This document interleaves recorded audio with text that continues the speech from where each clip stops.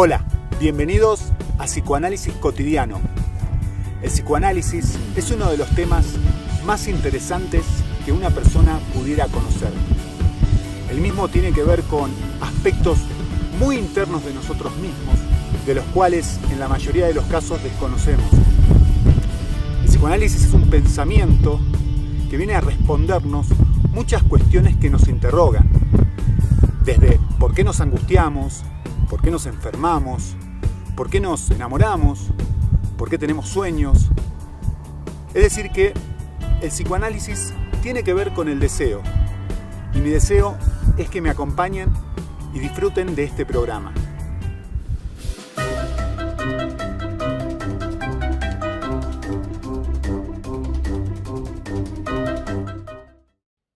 El psicoanálisis no se encarga solamente de tratar síntomas psicológicos, sino que es un pensamiento que nos invita a reflexionar sobre diferentes cuestiones sociales.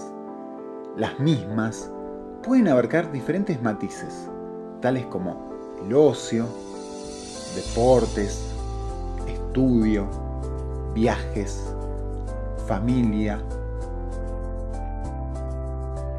amor, amistad, juegos, hobbies, trabajo y muchos temas más que se nos presentan en el día a día.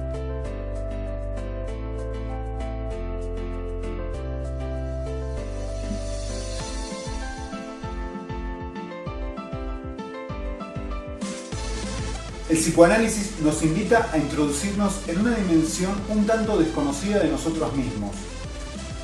Nos lleva a correr el telón que hay detrás de escena y mostrar nuestra propia verdad interna sobre nuestras emociones y actos. Parte de este increíble universo teórico es el que intentaremos transmitirles en este programa llamado Psicoanálisis Cotidiano, cuyo título está inspirado en un texto de Freud que se llama Psicopatología de la vida cotidiana. En el mismo, Freud nos enseña que lo patológico se encuentra en el día a día de cada uno de nosotros, pasando muchas veces en forma inadvertida. Mi nombre es Leandro Noir y los invito a que disfruten del programa.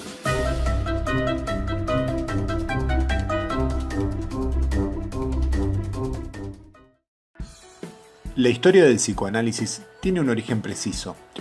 El mismo surge en la década de 1890. Momento histórico conocido como la Bella Época, donde el mundo no solo giraba en un clima de paz, sino en donde aparecieron diferentes corrientes artísticas y nuevos descubrimientos científicos, como el ferrocarril, el telégrafo, el cine y la fotografía, entre otros. Dentro de este contexto aparece la figura de Sigmund Freud. Pero, ¿quién es él?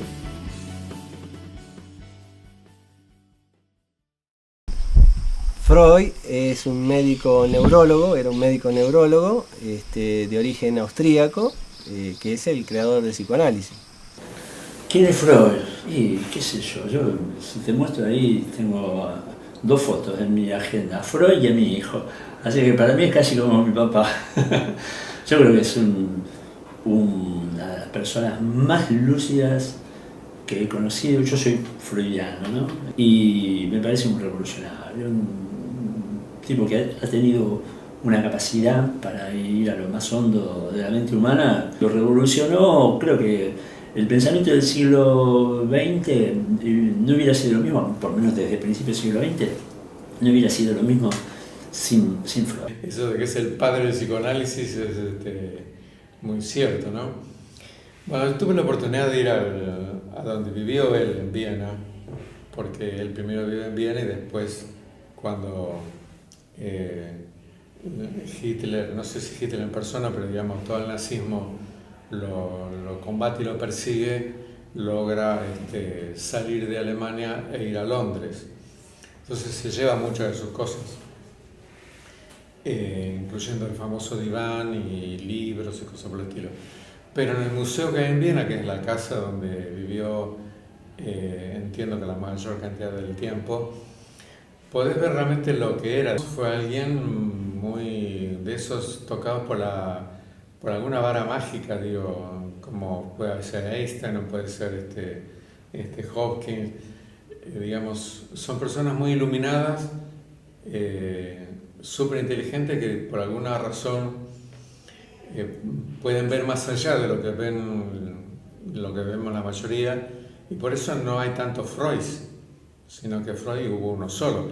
Creo que uno de los mayores méritos de Freud, más allá de que su inteligencia, era su capacidad de contradecirse, cuestión que hoy en día en muchos científicos todavía no ocurre. Yo entiendo que Freud es un acontecimiento, me gusta pensarlo así, o un acto, con lo que entiende el psicoanálisis que es un acto, que es una intervención después de la cual nada vuelve a ser lo mismo, ¿no? Freud introduce nociones que causan un escozor tal en la cultura que todo lo que viene después de Freud no puede volver al estado pre-freudiano.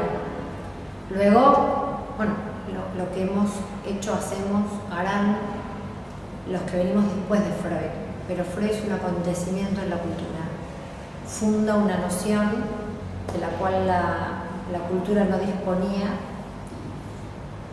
y propone un tratamiento de malestar muchísimo más humano, que nos aleja del humanismo idealista de pensar que podemos vivir la felicidad plena, y eso está bastante bien aliviado. El movimiento revolucionario del psicoanálisis surge de la mano de Sigmund Freud, quien fue médico neurólogo austríaco y se dedicó a tratar desórdenes psicológicos. Fue el pionero en el área, pues todas las enfermedades para la ciencia de aquella época se las pensaba desde el plano físico de la medicina, por lo cual las personas que padecían estos males psíquicos, tales como las histéricas, eran tratadas por los médicos como mentirosas.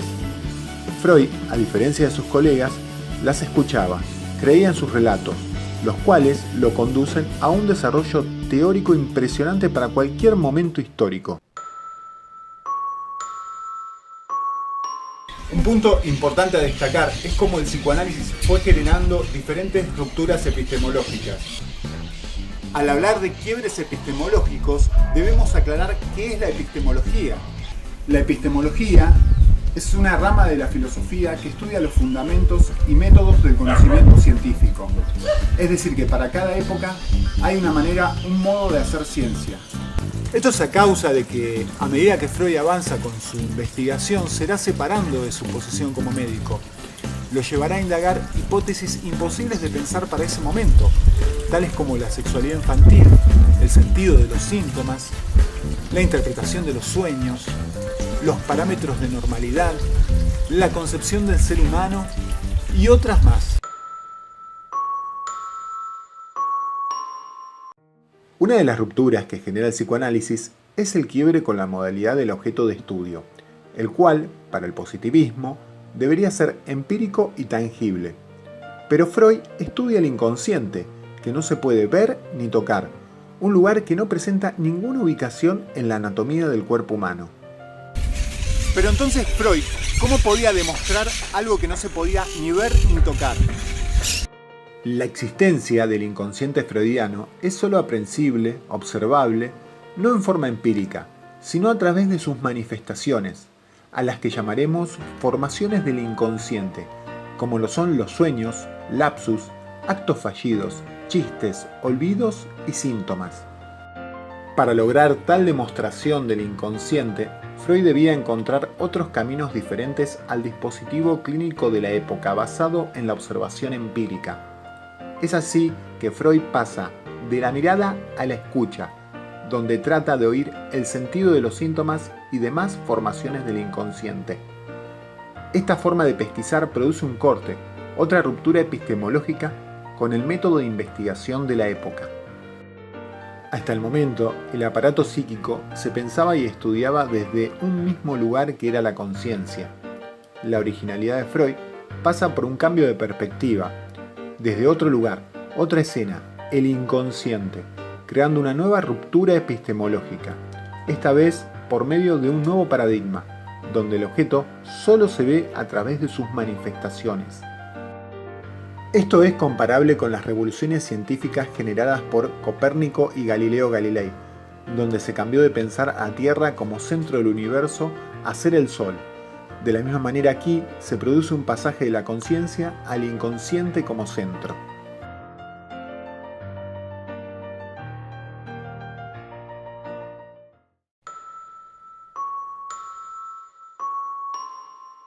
La investigación del inconsciente tendrá efectos colaterales y lo llevarán a Freud al descubrimiento de nuevas ideas impensadas para ese momento. Tal como romper con los parámetros de normalidad, donde lo patológico no remitirá más a lo enfermo, a lo anormal, sino a la posición del sujeto en tanto sujetado a un inconsciente. Esta teoría genera mucha conmoción en la sociedad, pues implica que el ser humano ya no es más dueño de sus actos, sino que estará dominado por una instancia que va más allá de su propia voluntad. Otro de los parámetros que rompe Freud es la idea de una niñez asexuada. La investigación del inconsciente, el hallazgo de la etiología de la histeria, lleva a la sexualidad infantil, siendo un concepto impensado para la época.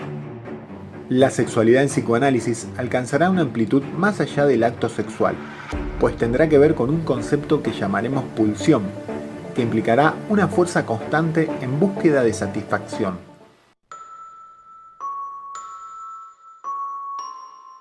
Este descubrimiento de las pulsiones llevará a Freud a hablar del sacrificio de las mismas para lograr la cohesión social, rompiendo así con la idea del hombre bondadoso por naturaleza. Toda organización social necesita sacrificios, y esto es así desde comunidades muy primitivas, tal como lo ejemplifica Freud en el mito de la horda del escrito de Tótem y Tabú, donde ahí los hijos asesinan al padre para poder organizarse en sociedad. Entonces, en el ser humano habrá dos tendencias pulsionales: pulsiones de vida y pulsiones de muerte. Las primeras tienden a la conservación de la vida y a la reunión en unidades cada vez mayores, es decir, a la unión del ser humano con otros miembros de su especie. En cambio, la pulsión de muerte intenta disolver esas unidades, por lo cual la inclinación agresiva es una disposición pulsional originaria del ser humano.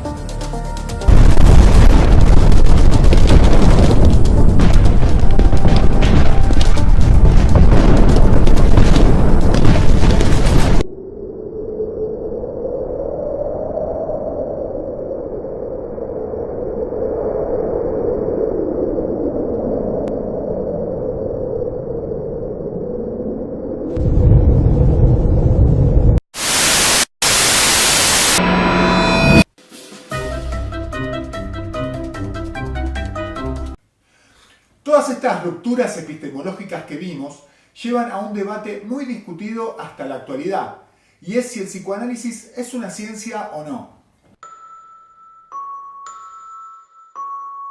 Es difícil confirmar si es o no es. Por un lado, siempre ha sido la tendencia, especialmente de Freud y mucho más de Lacan, de poder formalizar el psicoanálisis como ciencia.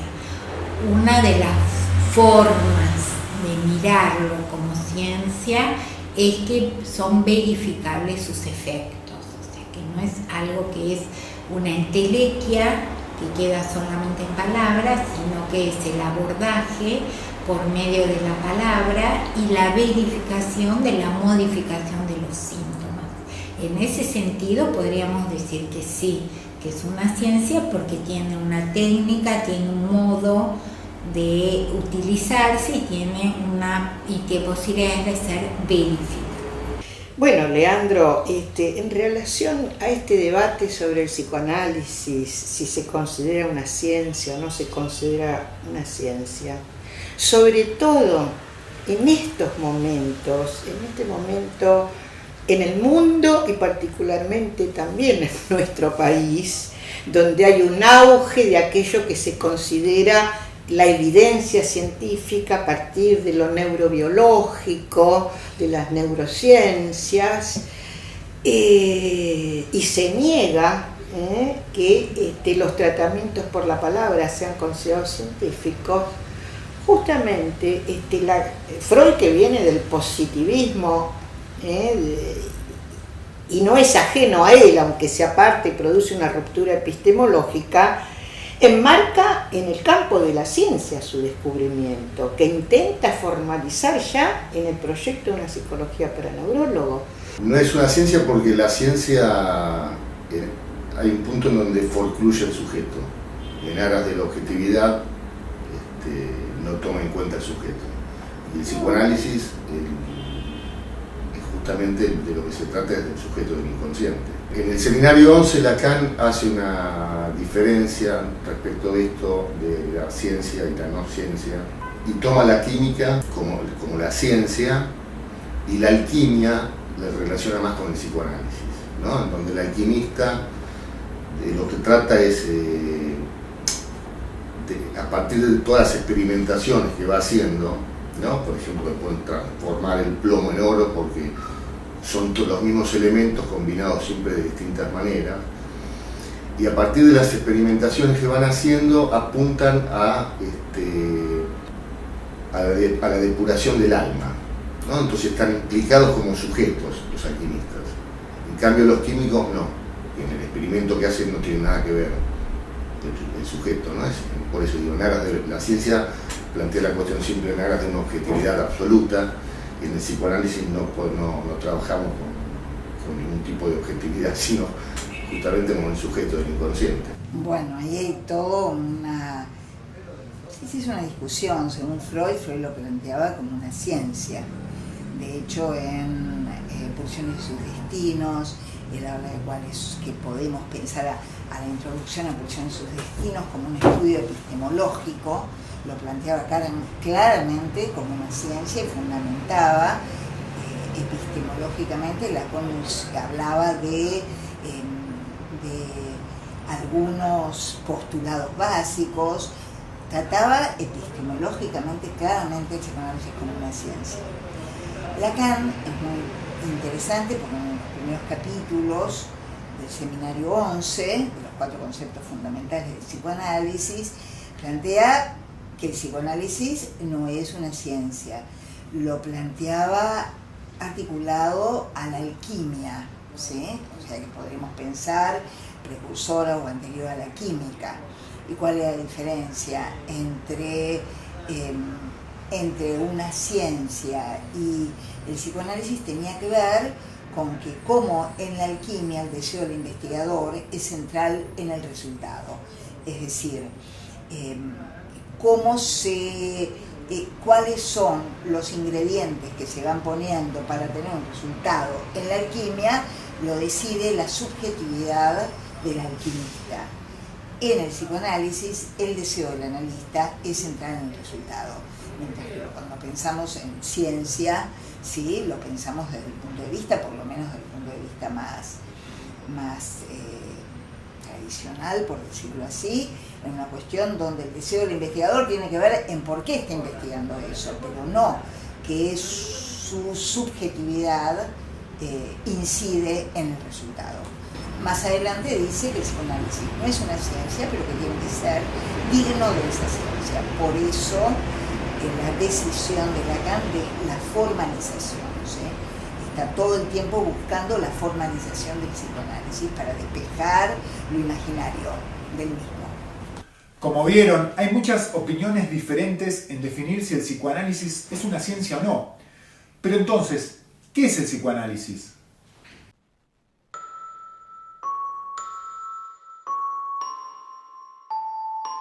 El psicoanálisis es un modo de abordar al sujeto tomando en cuenta las características que son del inconsciente. O sea, Freud, cuando descubre el inconsciente, descubre el psicoanálisis. El psicoanálisis es una manera de abordar el inconsciente. Bueno, el psicoanálisis es una técnica, una práctica que creo que revolucionó el pensamiento del siglo XX, parte del XIX. Bueno, es un método que lo creó Freud a comienzos del siglo XX y es un método de investigación que procura encontrar el significado inconsciente de algunas producciones cotidianas que tienen que ver con cuestiones que se fueron guardando o que se fueron reprimiendo, que se fueron mandándolas como al desván, digamos, y eso de algún modo aparece en manifestaciones de la conducta o de lo más consciente de la persona. Bueno, para mí el psicoanálisis es una forma, un recorte, una forma de ver la realidad, ¿no? Tiene mucho que ver no solo con lo científico, sino con lo artístico. El psicoanálisis es una denominación que se le da a una serie de escritos de Freud que son sumamente variados, que van desde lo cultural hasta lo individual en el plano del aparato psíquico. En principio hay una que parece un jueguito de Lacan, me lo acordé ahora, lo que dice, bueno, el psicoanálisis es un chiste. ¿Qué quiere decir eso? Por este lado, Lacan dice que uno puede pensar que hay polacos porque está Polonia, pero después va a decir que no, que para ubicar lo que es el psicoanálisis él prefiere pensar que son los polacos lo que hacen a Polonia, no Polonia los polacos. Quiero decir, ¿por qué dice esto? Porque el psicoanálisis es la práctica de cada psicoanalista. Sin eso no hay psicoanálisis. Con lo cual, no es una teoría, mucho menos una teoría del ser, no es ciencia, funciona con otro método y con otro objeto, aunque se desprende de la ciencia. Así que yo, si tuviera que decir qué es el psicoanálisis, lo elijo decir así, es una praxis.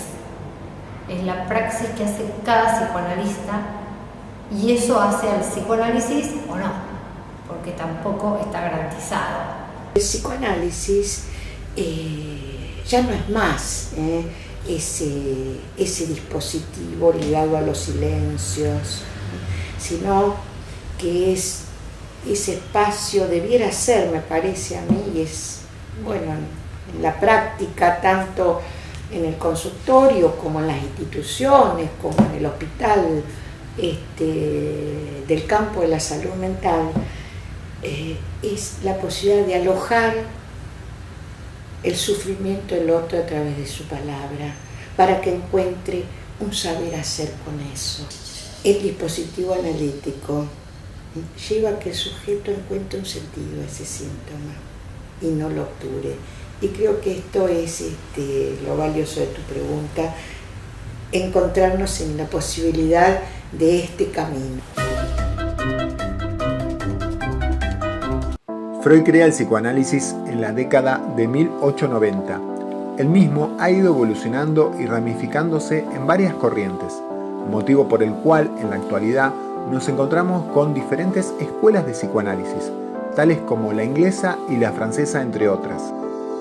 Esto da lugar a pensar que las obras completas de Freud fueron teniendo distintos significados, donde cada autor podía ubicar determinadas articulaciones diferentes de los textos e introducir propias.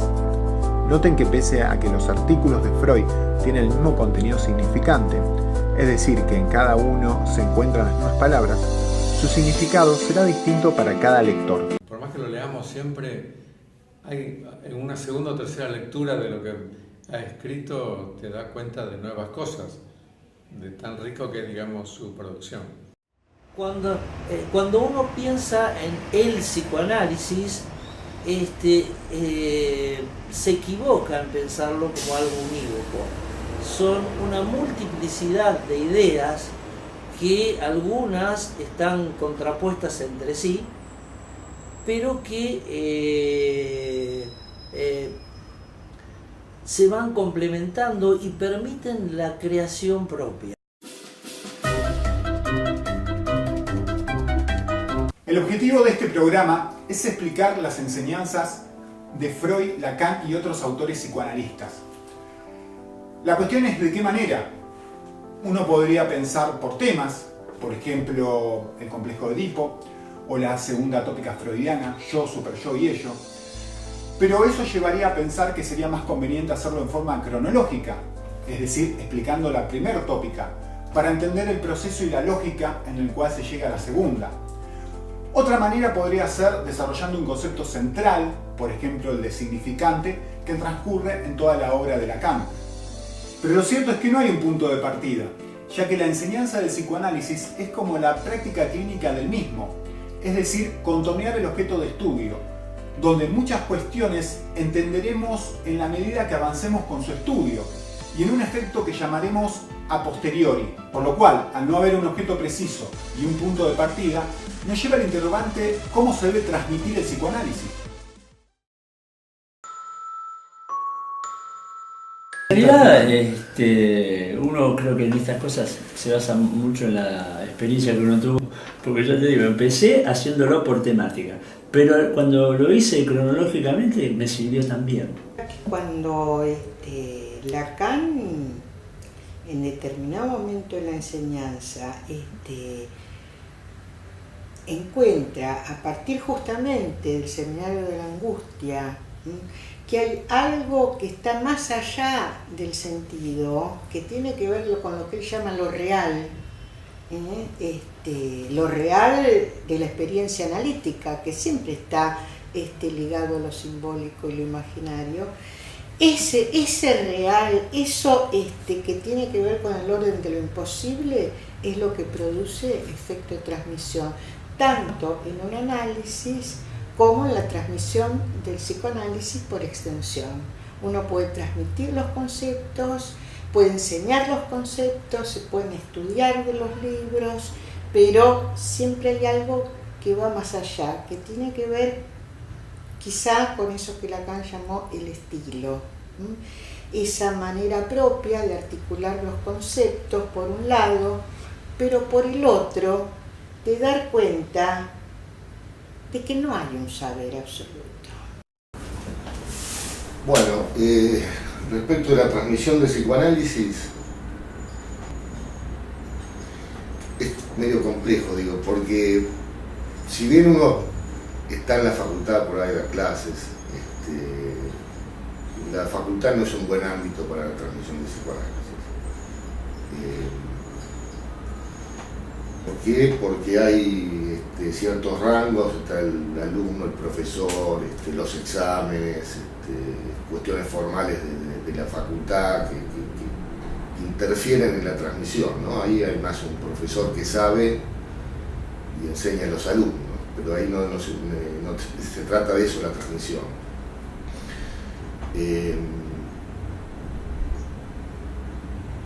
Yo creo que son las tres patas que plantea Freud, el tema de la transmisión del psicoanálisis, que es el análisis personal, la lectura y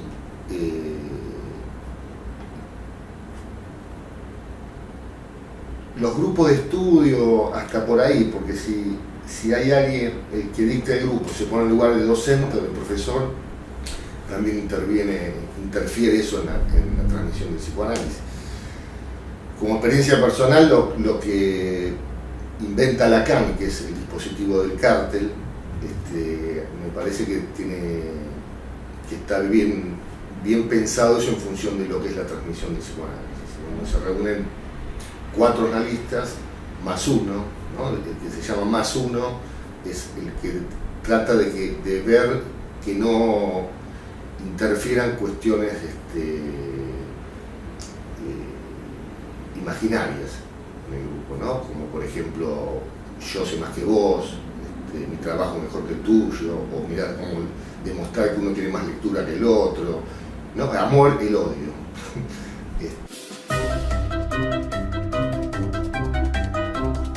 Como verán, el psicoanálisis viene a respondernos muchas cuestiones del ser humano.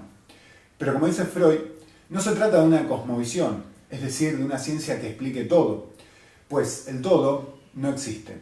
Aunque sí será todo para este capítulo. Nos vemos en el siguiente programa.